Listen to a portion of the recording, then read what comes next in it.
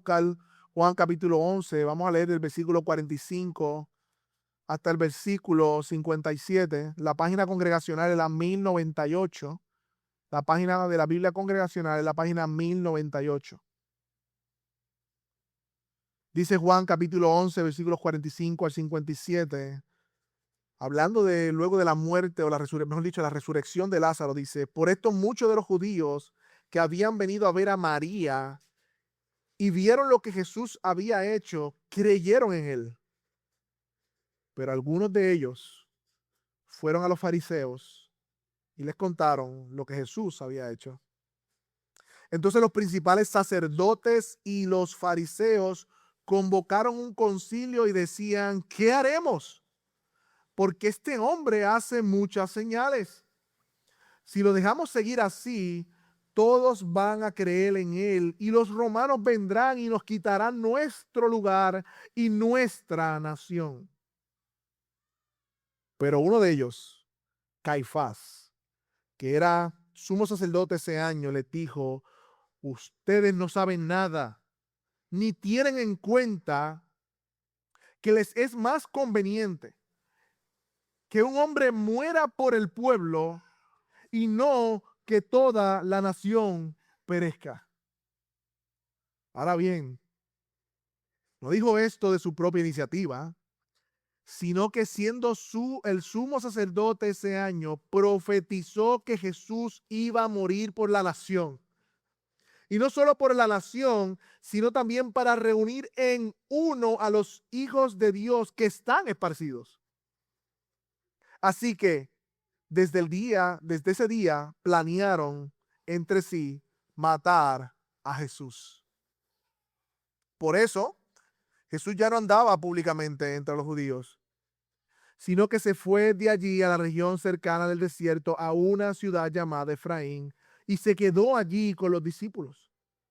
Estaba cerca la Pascua de los judíos, y muchos de la región subieron a Jerusalén antes de la Pascua para purificarse. Entonces buscaban a Jesús y estando entre ellos en el templo decían unos a otros: ¿qué les parece? ¿Vendrá a la fiesta o no? Y los principales sacerdotes y los fariseos habían dado órdenes de que si alguien sabía dónde estaba Jesús, diera aviso para que lo prendieran.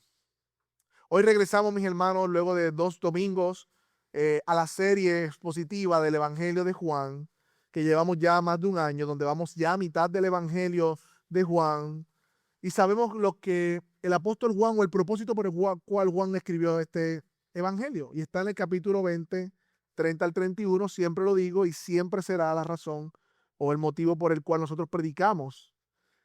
Juan dice que muchas cosas dijo Jesús en presencia de sus discípulos, pero las que están escritas en este libro, o sea, en el Evangelio de Juan, se han escrito para que ustedes crean que Jesús es el Cristo, el Hijo de Dios, y para que al creer tengan vida en su nombre. Es decir, recordemos que Juan no recopiló todas las cosas que hizo Jesús, sino que seleccionó, tomó lo suficiente para que fuera evidente para sus lectores su reclamo, que Jesús es el Cristo, el Hijo de Dios, pero no solamente para eso, sino para que creyeran en él y tuvieran vida en su nombre. Qué hermoso propósito evangelístico del Evangelio de Juan cuando lo leemos.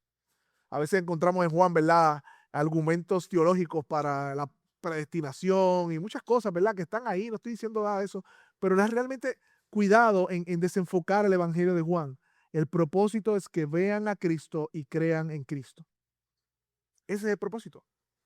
Ahora bien, el pasaje que sí tenemos, vamos a hablar mucho de la ironía. La ironía. Porque estamos ante un pasaje que nos presenta muchas ironías. Y muchos de nosotros fuimos a la escuela y nos enseñaron que era una ironía, y quizás no nos acordamos, pero básicamente es un uso del lenguaje que se usa para mostrar cómo algo es realmente contrario a lo que se supone que sea o ocurra. Cuando decimos ironía, hablamos de eso. Yo voy a dar algunos ejemplos que quizás les van a ver cómo nosotros usamos la ironía de manera cotidiana. Por ejemplo, en muchas conversaciones decimos frases como esta: me encanta coger el tapón, me encanta. Estamos diciendo lo contrario, ¿verdad? pero somos irónicos al decirlo. Me encanta coger el tapón de Caguas a las 5 de la tarde. Eso es una ironía. Otra ironía sería decir, qué rico es el matcha. Eso es una ironía. Gastemos $15 por un matcha. Mi esposa no le va a gustar esa. La realidad es que aquellos que no tomamos matcha no hemos refinado nuestro gusto todavía. Tenemos que orar al Señor por eso. Pero lo que quiero decir a mis hermanos que la ironía intenta decir lo contrario a lo que queremos decir. Pero no solamente decir lo contrario, sino también que la ironía está en todos lados, la vemos. Recientemente vi a una mujer biológica abogando porque un hombre biológico participara en un certamen de mujeres biológicas. No entendí eso. Eso es irónico. No es que estoy a favor o en contra de los certámenes, no estoy diciendo eso, pero eso pasó. Qué irónico, ¿no? Pero lo que se nos presenta aquí en este pasaje es una ironía de situación. Es decir, cuando una acción persigue un fin o un propósito, pero que persiguiendo ese fin y propósito produce lo contrario. Esta es la ironía que tenemos en el pasaje. Los líderes religiosos de Israel conspiran declarando que Jesús debía morir por el pueblo con la intención de proteger políticamente a la nación de los romanos, pero sin darse cuenta, mis hermanos, no solo estaban profetizando algo que realmente iba a ocurrir, sino que haciéndolo participaron del propósito divino de llevar a Cristo a la cruz del Calvario para salvar a su pueblo. No como ellos pensaban, sino como Dios tenía declarado que pasara. No solamente por la nación, sino por todos los hijos que estaban dispersos, dice el pasaje. Así que ellos quisieron eliminar a Jesús para preservar la nación, pero fue eliminando a Jesús en la cruz del Calvario que preservaron la nación. Realmente. Porque fue la cruz que proveyó salvación para todos los hombres. Así que hoy veremos conspiración y soberanía, es el tema del título de la predicación. Conspiración y soberanía. Y veremos tres cosas en este pasaje. Veremos, en primer lugar, cuidémonos de endurecernos. En primer lugar, cuidémonos de endurecernos. En segundo lugar, vamos a ver la conspiración responsable y el cumplimiento soberano.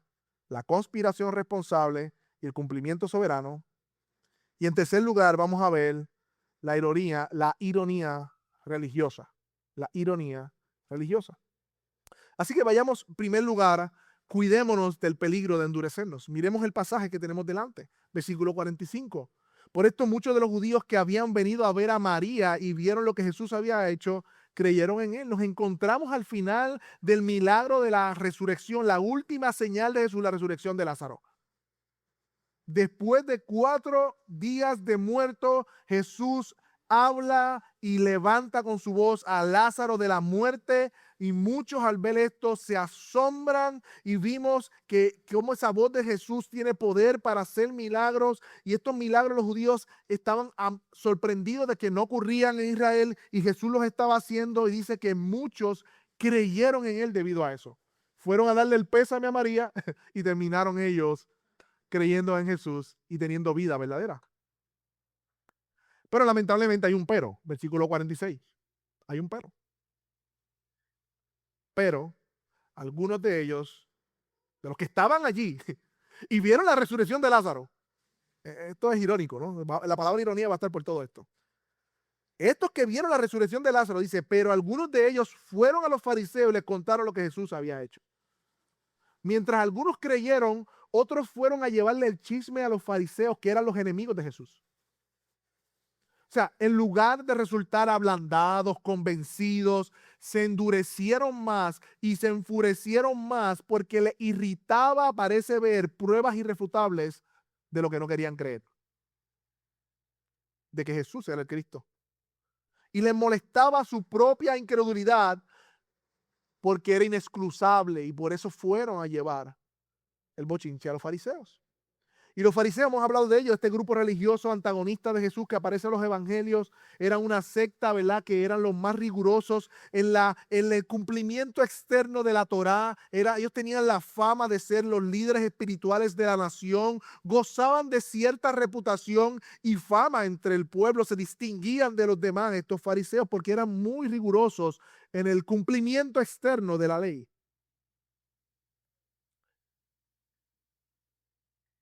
Y a ellos les gustaba mucho esa atracción, que la gente los respetara como la autoridad espiritual de la nación. Y mira lo que sucede, versículo 47. Entonces los principales sacerdotes y los fariseos convocaron un concilio y decían, ¿qué hacemos? Porque este hombre hace muchas señales. Ellos convocaron un concilio, es decir, organizaron una reunión y por la palabra original que se usa, un concilio hace referencia a una corte suprema, es decir, allí estarían los líderes religiosos más importantes para discutir asuntos importantes. Cuando le trajeron el chisme, parece que se llamaron, se enviaron un texto, tenemos que hablar hoy a las 10, nos reunimos a las 10, sí, por Zoom, no, nos vemos aquí, no sé, eso no existía Zoom. Pero el punto es que se reunieron, se buscaron entre ellos y reunieron a los principales sacerdotes, los fariseos, y ahí parece también que estaba el líder de ellos, de hecho estaba, porque es el Caifás. Y el tema de la reunión era qué van a hacer ahora ante lo que acaba de suceder. Es decir, cómo iban a responder ante tal señal que Jesús había hecho con un agravante, se acercaba la Pascua. O sea, que lo que hizo Jesús se va a regar. Y si Jesús continúa, en la Pascua vienen miles de judíos a Jerusalén, el grupo va a crecer. Esta frase, ¿qué haremos? Se traduce literalmente, ¿qué estamos haciendo? Es decir, es como si la frustración de todos los intentos que han hecho para detener a Jesús, ahora se preguntan, ¿tenemos que hacer algo? ¿No nos ha salido detenerlo este hombre? Y se preguntan, ¿qué haremos? Se supone que dijeran ahí, el texto, bueno, si ellos vieron, si ellos saben de que Jesús levantó un muerto, ¿qué haremos? Bueno, reconozcamos que es el Hijo de Dios, reconozcamos que sus señales son irrefutables, arrepintamos de nuestros pecados y creamos en Cristo. Se supone que dijera eso. Pero eso no es lo que dice. Eso no es lo que dice. Mire el versículo 48. Si lo dejamos seguir así, todos van a creer en él. Y los romanos vendrán y nos quitarán nuestro lugar y nuestra nación. Su temor era que muchos confesaran a Cristo y con esto perder el poder y el lugar de influencia que ellos tenían en la nación. Miremos bien qué era lo que controlaba a estos hombres religiosos. Nos quitarán, mira cómo dice, nuestro lugar y nuestra nación. Ellos se habían apropiado no solamente del pueblo, sino de la región, porque ellos eran los líderes espirituales de esa región y Jesús era una amenaza para su fama. O sea, ellos razonaron, si Jesús continúa creciendo en fama, la gente lo va a hacer rey, entonces los romanos lo verán como una rebelión y de esta manera los romanos despojarán a los judíos de su tierra y del templo y nosotros nos quedaremos sin nación y sin lugar de influencia. Y a primera vista parecería una argumentación piadosa y cuidadosa de la nación de Israel. No queremos que los romanos nos lleven, ¿verdad? No, nos arrasen, no nos lleven. Pero yo estoy convencido que si miramos a fondo este argumento surge en primer lugar de la ignorancia porque Cristo nunca dijo que venía a ser un rey político. Él habló de un reino espiritual en el corazón de los hombres. Y en segundo lugar, por lo menos en esta primera venida, y en segundo lugar, yo creo que su identidad, la de estos hombres religiosos, estaba arraigada en su nación y en su posición como líder religioso, y Jesús era una amenaza para su ídolo. Es decir, si Cristo avanza, todo lo que nos representa, nos da valor, estará en amenaza. Estará en amenaza. Por eso, mis hermanos, tenemos que hacer algunas aplicaciones de esta primera ironía que tenemos aquí. Y es que el milagro irrefutable de la resurrección de Lázaro, que trajo salvación a muchos, debió también tener este efecto en los líderes religiosos de la nación, pero en cambio trajo mayor endurecimiento. Esto nos enseña que no es un milagro lo que salva, sino es Dios es el que salva por medio de los medios que Él quiere hacerlo. Hay gente que dice, necesitamos un avivamiento, ver milagros para que la gente venga a Cristo. ¿Qué? Aquí hay un muerto que estaba 4 días y aquí hay hombres que no creyeron y fueron a tramar contra Jesús. ¿De qué tú me estás hablando? Estos hombres, luego de confesar, de hecho, ellos confesaron, luego de confesar que Jesús hace muchas señales, ellos dicen, este hombre hace muchas señales, ellos lo reconocen. Se preguntaron a sí mismos, ¿qué haremos? Se preguntaron a sí mismos, ¿qué haremos? No se supone que digan, ¿creamos en Jesús? No lo hicieron. Se endurecieron. El milagro que ellos realmente necesitaban era el milagro de la regeneración de sus corazones. El milagro que precisamente le dijo Jesús a un fariseo Nicodemo de noche que necesitaba para ver el reino de Dios. Necesitaba nacer de nuevo. Y eso es una obra de Dios. Es una obra del Espíritu Santo. Por lo tanto, amigo que estás aquí, que nos visita, y que hoy te preguntas ante la realidad de que Jesús es el Cristo, ¿qué yo voy a hacer con eso? Hay solo dos respuestas que puedes tener. La primera trae condenación y endurecimiento, y la segunda trae salvación. La primera es rechazar la evidencia real de que Cristo es el Señor en tu incredulidad, y la segunda es aceptarlo por medio de la fe para salvación de tu vida. Y el milagro que debes pedir no es quizás la sanidad, gloria a Dios si lo hace, quizás no es otra cosa maravillosa. El milagro que debes pedir, amigo que nos visite, que aún no ha venido a Cristo, es que Dios te dé un nuevo corazón para creer en Él. No hagas como estos hombres que se endurecieron y conspiraron. Por eso veamos en segundo lugar la conspiración responsable y el cumplimiento soberano. Y mi hermano, vamos a entrar en aguas un poquito más profundas aquí. Versículo 49. Pero uno de ellos, Caifás, que dice que era el sumo sacerdote de ese año, les dijo, ustedes no saben nada, versículo 50, ni tienen en cuenta que les es más conveniente que un hombre muera por el pueblo y no que toda la nación perezca. Versículo 51, mira en la nota editorial de Juan. Ahora bien, no dijo esto por su propia iniciativa, sino que siendo su sumo sacerdote ese año, profetizó que Jesús iba a morir por la nación. Aquí, mis hermanos, tenemos otra gran ironía. Caifás en su pecado conspira para matar a Jesús, pero con esto profetiza el plan soberano de Dios, que era que Jesús muriera. Veamos en primer lugar quién es Caifás, antes de adelantarnos. Primero, que pertenecía a la secta de los saduceos, que en general los saduceos no se llevaban muy bien con los fariseos, pero en esta causa se unieron en contra de Cristo. Este hombre gobernó el Sanedrín, que es el concilio o la reunión de los líderes religiosos de la nación desde el 18 al 36 después de Cristo. Trabajó como 10 años hasta con Pilato estuvo el gobernador romano y juntos forjaron una tensa paz en el país. ¿Cuál era el interés de Caifás? La clave para él era la conveniencia política, manteniendo un estado de tranquilidad en la nación. ¿Ok? Por eso su consejo es, mejor es deshacernos de este hombre antes que se revuelque esto aquí y los romanos tengamos problemas con los romanos. Queremos paz política. Esto era un político, un religioso político. Pero cuando miramos el pasaje con más detenimiento, y aquí damos un paso más adentro, aquí hay una ironía que no vemos a simple vista. Hay algo que está pasando detrás de lo que estamos mirando. Mis hermanos, Caifás fue el último sumo sacerdote elegido del antiguo pacto. Porque cuando Jesús cena y dice, este es el pan y mi sangre, este es el nuevo pacto, inaugura el nuevo pacto. En el Antiguo Testamento, Dios había designado sacerdotes que mediaran los holocaustos y las ofrendas al Señor. Entre ellos había uno que era el sumo sacerdote, el único autorizado a entrar al lugar santísimo detrás del velo en el tabernáculo y luego en el templo donde se ofrecía el sacrificio por la expiación de los pecados del pueblo. Y lo irónico de todo esto es que se acerca la Pascua. Jesús muere en el fin de semana de la Pascua. Se acerca la Pascua.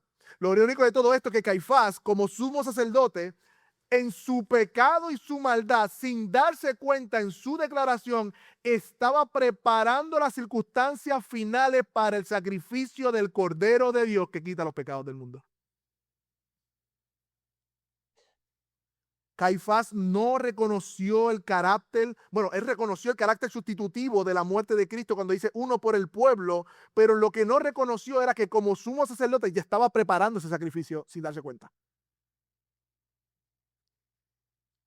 Y de esta manera, mis hermanos, hay un misterio aquí que se revela en las Escrituras. De esta manera, mediante las acciones voluntarias y responsables de los hombres, Dios cumple sus designios soberanos, cumpliendo su plan redentor de entregar a su Hijo unigénito como ofrenda por los pecados de aquellos que son sus hijos elegidos desde antes de la fundación del mundo. De hecho, no es el único pasaje en donde vemos esta tensión, como yo le llamo, o este misterio de el hombre actuando voluntariamente aún en su pecado y cumpliendo los designios de Dios.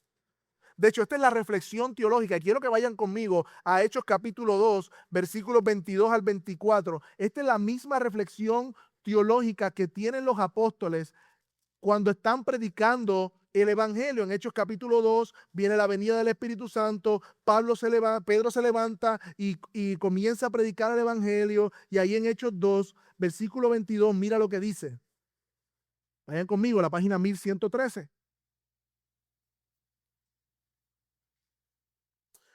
Dice: hombres de Israel, escuchen estas palabras. Jesús el Nazareno, varón confirmado por Dios entre ustedes con milagros, prodigios y señales, ahí está, fue confirmado por esas señales que Dios hizo en medio de ustedes a través de él, tal como ustedes mismos lo saben. ¿Qué dice el versículo 23? Este fue entregado por el plan predeterminado y el previo conocimiento de Dios, y ustedes lo clavaron en la cruz por mano de los impíos y lo mataron. Plan predeterminado, es decir, un plan preestablecido por Dios, de la misma raíz que la palabra designado o declarado. Dios había declarado, decretado este plan desde antes de la fundación del mundo, y ustedes lo llevaron a cabo en sus pecados. Dios es soberano y ustedes son responsables. Estamos hablando del misterio de los decretos de Dios. Miren lo otro, previo conocimiento de Dios. Esta es la presencia de Dios. No es simplemente que Dios vea el futuro y dice, pues vamos a ver qué pasa si me sale lo que quiero. A ver si se me da. Como nosotros decimos, a ver si se me da esta chamba. A ver si se me da. No, Dios no mira el futuro y dice a ver si se le da. No, la presencia de Dios, su voluntad está atado a la garantía de que en el futuro ocurrirán las cosas. O sea, cuando nosotros planificamos algo, dependemos del clima, del dinero, del tiempo, de las personas, de nuestra fuerza, de nuestra salud. De muchas cosas dependemos, porque no somos todopoderosos y no lo sabemos todo. Pero con Dios no funciona así. Porque Dios no solamente es omnipotente, que lo puede hacer todo, sino que es omnisciente, que lo sabe todo. Por eso el futuro está inseparablemente unido a sus decretos soberanos, porque no existe nada que no pueda hacer y no existe nada que le tome por sorpresa para cumplirlo. Aún las acciones responsables malvadas de los hombres. Veamos otro pasaje, a ver si es la misma reflexión de los apóstoles o es una cosa que yo estoy imponiendo aquí. Hechos capítulo 4, versículo 15 al 28 de nuevo. Y aquí un poquito más largo, vamos a leer lo que está pasando aquí. Pedro y Juan están ante el concilio también, otra vez, y le dicen, dejen de predicar en ese nombre. Ustedes no deben hacer eso. Versículo 15. Página 1115. Pero después de ordenarle que salieran del concilio, deliberaran entre sí. Mira la pregunta otra vez de los mismos líderes religiosos. ¿Qué haremos con estos hombres? Decían. Porque de hecho, y es lo mismo, de que un milagro notable ha sido realizado por medio de ellos, es evidente a todos los que viven en Jerusalén, y no podemos negarlo. ¡Wow! Pues arrepiéntanse y crean. pero no quieren. Pero a fin de que no se divulgue más entre el pueblo, vamos a amenazarlo, dicen ellos, para que no hablen más a ningún hombre de este nombre, hablando de Jesús. Y cuando los llamaron, les ordenaron a no hablar ni enseñar en el nombre de Jesús. Pero Pedro y Juan le contestaron: ustedes mismos juzguen si es justo delante de Dios obedecer a ustedes en vez de obedecer a Dios. Porque nosotros no podemos dejar de decir lo que hemos visto y oído. Y después de amenazarlos otra vez, los dejaron ir, y no hallando manera de castigarlos por causa del pueblo, por todos glorificaban a Dios por lo que había acontecido, porque el hombre en quien había realizado este milagro de sanidad tenía más de 40 años. Sigamos leyendo. Cuando quedaron en libertad, fueron a los suyos, o sea, fueron a la congregación, a los discípulos, y les contaron todo lo que principales sacerdotes y los ancianos habían dicho. Y al oírlo ellos, dijeron unánimes, alzaron su voz a Dios diciendo: miren su oración, miren la teología de los creyentes del primer siglo. Oh Señor, tú eres el que hiciste el cielo y la tierra, el mar y todo lo que en ellos hay, y que por el Espíritu Santo, por boca de nuestro padre David, tu siervo, dijiste: ¿por qué se enfurecen los gentiles y los pueblos tomaron cosas vanas? Se presentaron ante los reyes de la tierra y los gobernadores se juntaron a uno en contra del Señor y contra su Cristo. Porque en verdad en esta ciudad se unieron tanto Herodes como Poncio Pilato, junto con los gentiles y los pueblos de Israel, contra tu siervo, contra tu santo siervo Jesús, a quien tú ungiste. ¿Para qué? ¿Para qué hicieron eso ellos mal? Para hacer en cuanto tu mano y tu propósito habían predestinado que sucediera. Ahora, Señor, considera sus amenazas, dice el texto, y permite que tus siervos hablen la palabra con toda confianza. Dígame si esa no es la teología de los hermanos del primer siglo. Vemos, mis hermanos, de nuevo aquí que reconocen la responsabilidad de Herodes, los principales, los gentiles de Israel, como los agentes culpables de matar a Cristo, pero ellos hicieron todo cuanto tu mano y tu propósito habían predestinado que sucediera. Por lo tanto, Dios conoce de antemano porque ha ordenado de antemano, y lo ha ordenado de forma tal que ocurre mediante las acciones responsables de los hombres. Por lo tanto, la soberanía de Dios en la historia no cancela la responsabilidad del hombre. Y si usted me pregunta dónde se une lo uno con lo otro, cómo podemos descifrar cómo esto funciona, yo les voy a contestar: cuando usted lo encuentre sin dejar de decir lo que dice la Biblia, como afirma la Biblia, entonces me llama. Porque hay muchos que lo quieren resolver, pero negando estos pasajes. Tenemos que seguir afirmando lo que dice la Escritura. Hay un misterio allí. Ahora bien, esa es la nota editorial de Juan. Caifás dijo eso profetizando, no por su propia iniciativa, sino que está haciendo algo que va a ocurrir. Profetizó. Pero no solamente profetizó la muerte de Cristo en lugar del pueblo, en su maldad, sino el versículo 51, que también, el versículo 52 dijo esto, no solo por la nación, sino también que esto tenía el propósito, la muerte de Cristo, de reunir en uno a todos los hijos de Dios que están esparcidos. O sea, Juan declara que no solamente por la nación étnica de Israel, sino que leamos bien, reunir en uno a todos los hijos de Dios que están esparcidos.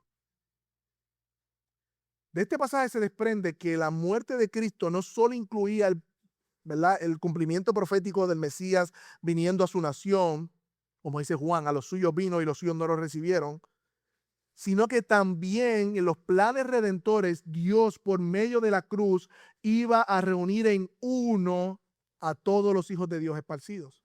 Como dice la Reina Valera, congregar en uno o hacer una asamblea, de donde viene la palabra iglesia.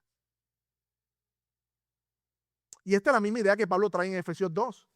Cuando dice que de dos pueblos hizo uno, derribó la pared intermedia de separación, haciendo de los judíos y de los gentiles un solo pueblo, hijos del mismo Dios, mediante la fe en Cristo, que nos une a Abraham, coherederos de las mismas promesas, porque son en Cristo. De hecho, esto es lo mismo que Jesús dijo en Juan 10:16. Tengo otras ovejas que no son de este redil, a estas yo también debo traerlas, y oirán mi voz, y serán ¿qué?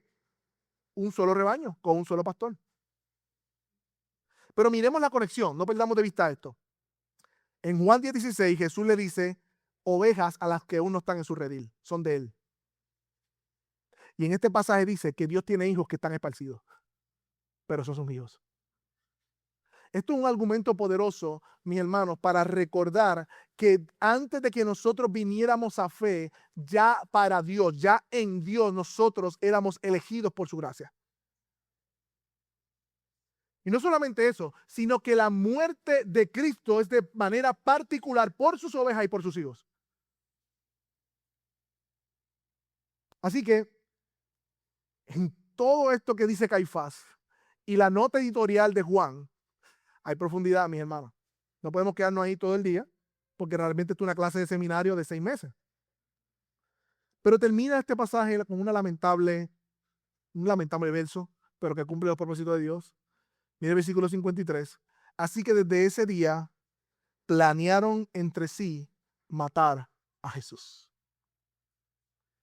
De manera organizada, quiere decir, armaron un plan para matar a Jesús. Ya no era una respuesta improvisada, como a veces ocurría, que pasaba algo y ellos decían, pues vamos a aprenderlo así. No, ahora vamos a organizarnos de manera deliberada, vamos a organizar un plan consecutivo para matar a Jesús. En otras palabras, ellos llegaron a un juicio común para poder establecer el curso de acción para matar a Jesús. Qué triste, ¿no? El endurecimiento del corazón, lo que llega. Algunas aplicaciones de estas verdades, hermanos, que vimos hoy en este pasaje particular. En primer lugar, mi hermano, Iglesia Bíblica Metro, no hay mejor consuelo, mayor consuelo que saber que Dios es soberano. Es decir, que Dios gobierna sobre todo, aún gobierna sobre las acciones malvadas de los hombres que son responsables por ellas. Por lo más difícil que sea de digerir eso, Dios gobierna por encima de las acciones malvadas de los hombres. Pero en realidad es un verdadero consuelo. ¿Por qué? Porque esto nos dice que la maldad del hombre nunca podrá frustrar los planes de Dios, en primer lugar. Y en segundo lugar, también nos dice que misteriosamente aún la maldad de los hombres terminan cumpliendo los propósitos de Dios. Sin Dios ser autor del pecado y siendo el hombre responsable de su pecado. Por otro lado, mis hermanos, es la verdad de la soberanía de Dios que gobierna sobre todo, que es soberano, que podemos tener seguridad absoluta de que no hay nada fuera de su control, mis hermanos. Su soberanía nos recuerda que aún cuando experimentamos el mal más grande de parte de los hombres y aún de nuestra propia maldad, de este mundo caído, Él reina sobre todo. Lo que la tierra estremece, cuando la tierra se estremece, Dios permanece fiel. Porque si Dios gobernó aún incluso sobre los acontecimientos que llevaron a su Hijo en la cruz del Calvario, también gobierna sobre cada detalle de nuestras vidas. Te tengo una pregunta, mi amado hermano. ¿Estás confiando en Dios? ¿O te domina la ansiedad? ¿Por qué estás ansioso? ¿Por qué te preocupas tanto? Es una buena pregunta que tenemos que hacernos. Porque la ansiedad es un síntoma de que no estamos confiando en Dios. Iglesia Bíblica Metro, claro que declaramos y creemos en la soberanía de Dios, pero el reto no es decirlo de cabeza, sino experimentarlo en nuestra vida. Ahí está el reto. El reto es, mis hermanos, no es decir cognitivamente yo creo en la gracia de Dios, yo creo en la soberanía de Dios, sino que lo podamos experimentar sometiendo nuestros corazones rebeldes y controladores a la verdad de que Dios está en control. Porque la verdad es que no confiamos porque nosotros queremos tener el control de todo. Y Dios es tan bueno y tan bueno y tan bueno que responde a nuestras oraciones y nos hace como Cristo, dándonos una voluntad dócil, poniéndonos en circunstancias que nos sacan de la ilusión del control para que aprendamos a depender de Él. Mis hermanos, miremos cómo cada evento en nuestra vida, cada circunstancia que nos tiende a poner ansiosos, es una oportunidad que el Padre nos da para confiar en Él. Dios es soberano y podemos hallar reposo en eso y consuelo en esa verdad.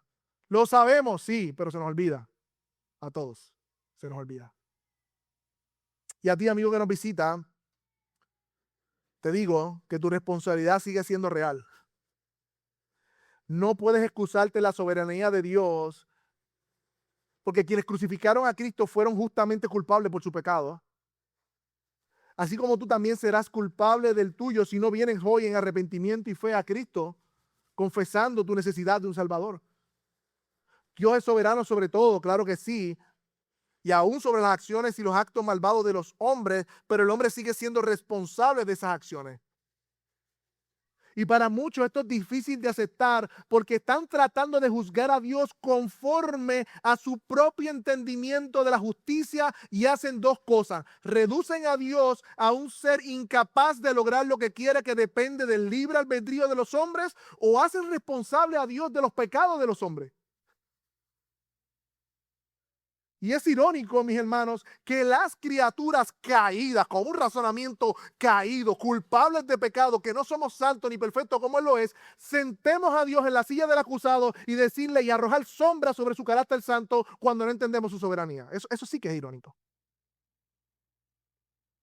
Es como un preso dar una clase de moral y ética a Dios. El incrédulo que no ha conocido la gracia y el amor de Dios en Cristo levanta su puño y dice, si tú eres bueno, ¿por qué permites el mal? Si tú eres poderoso, ¿por qué permites esto y aquello? Y con estas preguntas insinúan arrojar sombra al carácter santo de Dios. Pero me encanta a Pablo, porque él le contesta a un hombre de manera similar cuando está en Romanos capítulo 9, que quiere culpar a Dios de su pecado y su endurecimiento cuando dice, ¿y quién es Dios para que inculpe? Y Pablo le responde, ¿y quién eres tú, oh hombre, para que el que escondió? Le dirá a la vasija al alfarero, ¿por qué me hiciste así? ¿Quién eres tú, oh hombre, para que el que escondió? Y luego dice Pablo, ¿y qué si Dios? ¿Y qué si Dios? Pero aquellos que hemos conocido la gracia de Dios en Cristo, podemos ver con claridad la realidad de que un Dios tres veces santo se ha mostrado misericordia a generaciones de criaturas rebeldes, siendo lento para la ira y grande en misericordia, extendió su bondad sobre los hombres y mujeres que por siglos se han rebelado contra Él, incluyéndote a ti, amigo que estás aquí, que aún no has venido a Cristo y estás arrepentido, les has escupido el rostro, has adorado a otros dioses, te has adorado a ti mismo, has vivido para ti, has traicionado cómicamente al Rey de Reyes y Señor de Señores, y con todo y eso tienes la osadía de culparle de tus propios pecados. Pero aquellos que hemos conocido la gracia de Dios, hemos visto a un Dios que a pesar de que debía enviar juicio a todos los hombres, envía a su amado Hijo, precioso Hijo Jesucristo. Y lo envió, como dice Juan 3, no para juzgar al mundo, sino para que el mundo fuera salvo por él. Dios se humilló a sí mismo haciéndose hombre para que aquellos que pusieran su fe en él fueran salvos de la eterna condenación justa de sus pecados.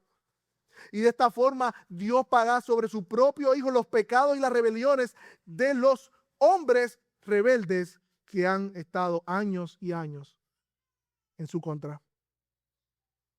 Y lo hizo para hacernos objetos de su amor, como cantábamos hoy. Para dejar de no ser enemigos de Dios, para sentarnos a su mesa y darnos su merecida misericordia. Y aquellos que hemos sido alcanzados, mis hermanos, por su gracia, no vemos la soberanía de Dios como algo temible o injusto, sino que la vemos a la luz demostrado de la cruz del Calvario, y por eso es una soberanía confiable.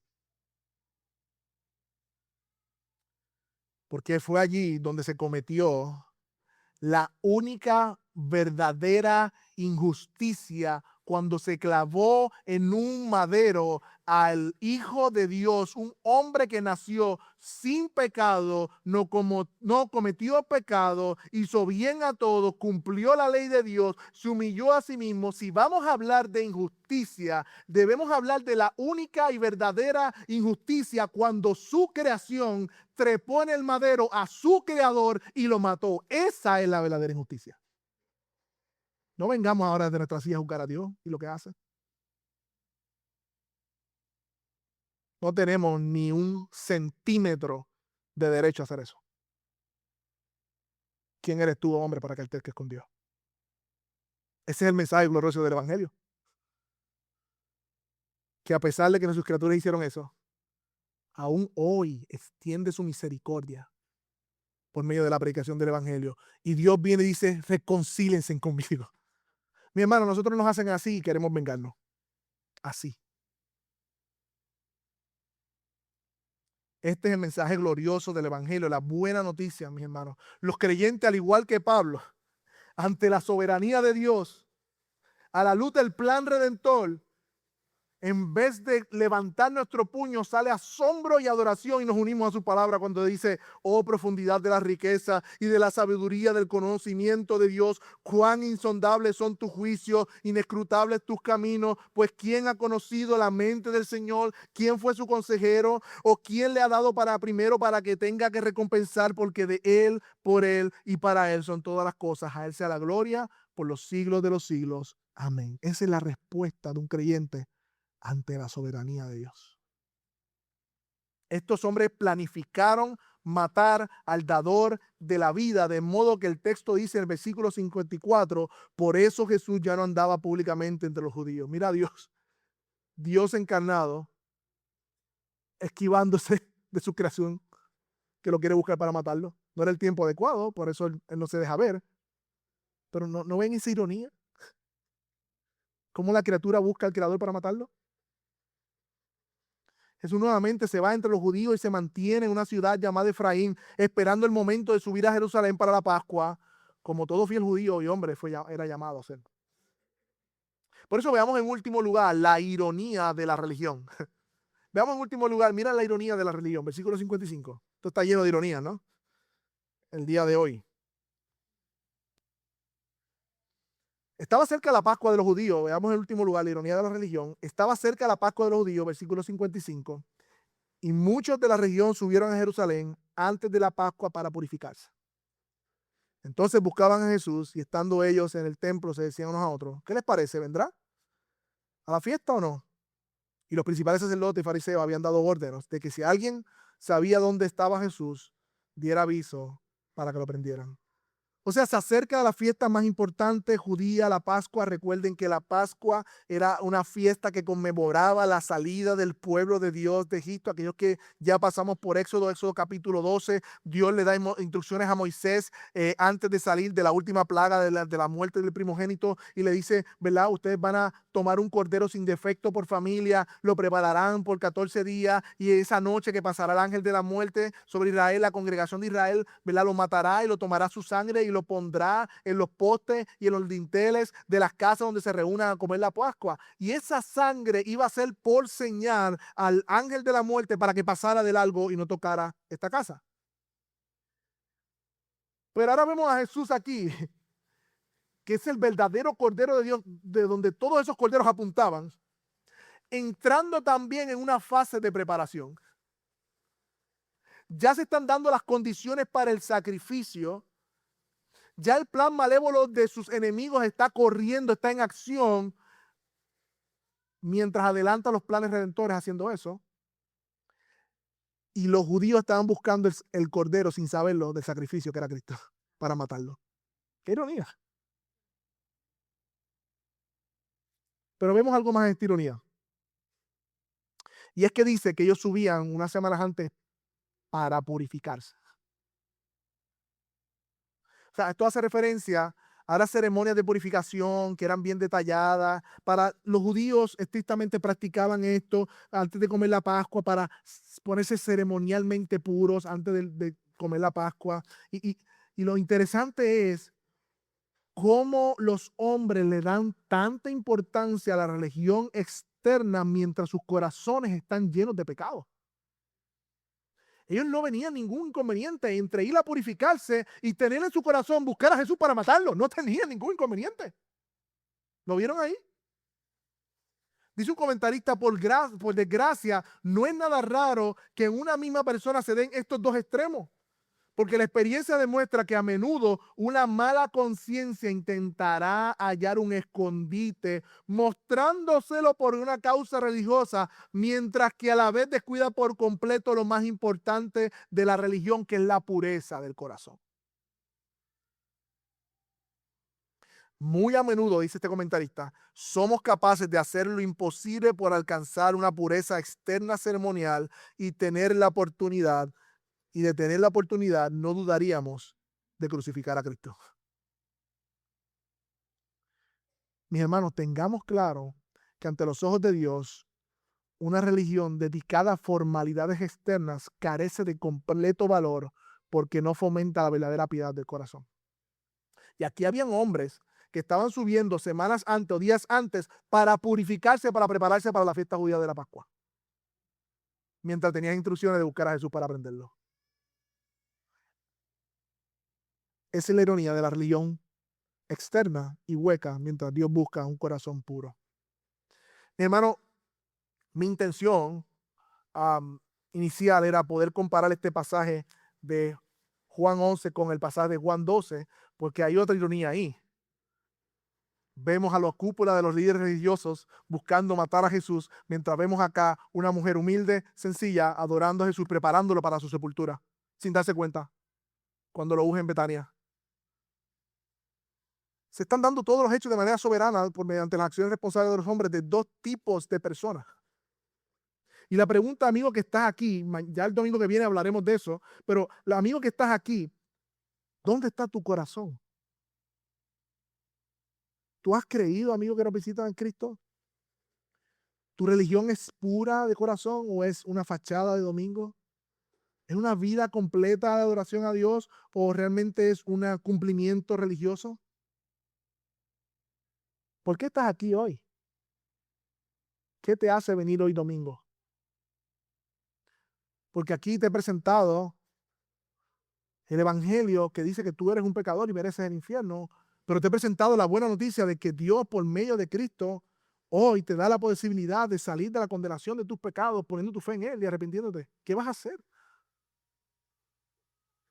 La mayor señal ya se dio hace 2000 años en la cruz del Calvario, atestiguada por su palabra, por miles y millones de testigos, que hasta el día de hoy seguimos predicando el mismo mensaje. Es evidente la señal que vas a hacer. Cuidado con endurecerte, porque terminarás conspirando y terminarás en la ironía de la religión. Iglesia que estamos aquí, recordemos, mis hermanos, que todos los actos de la tierra, incluyendo las acciones moralmente responsables de los hombres, están gobernadas por la soberanía de Dios.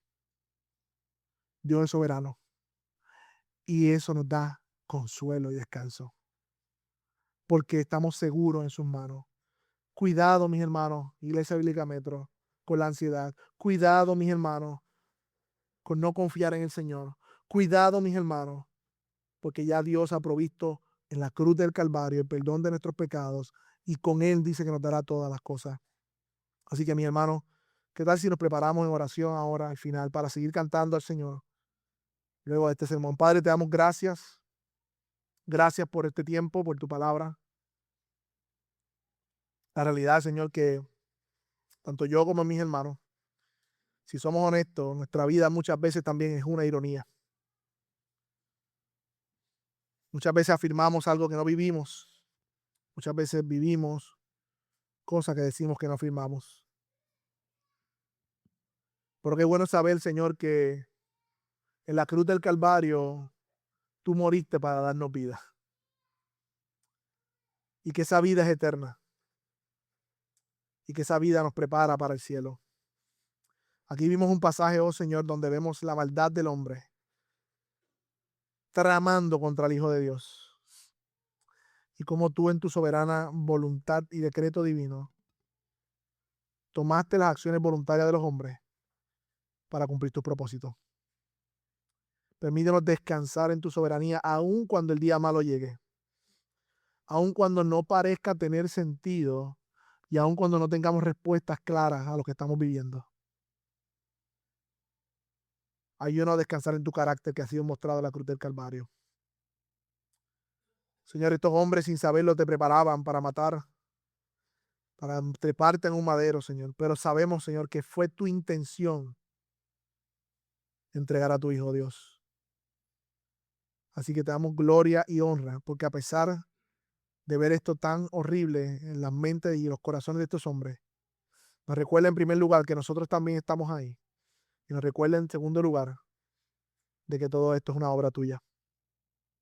Gracias por Cristo, Señor, que podamos descansar en Él. En el nombre de Jesús. Amén. Y amén.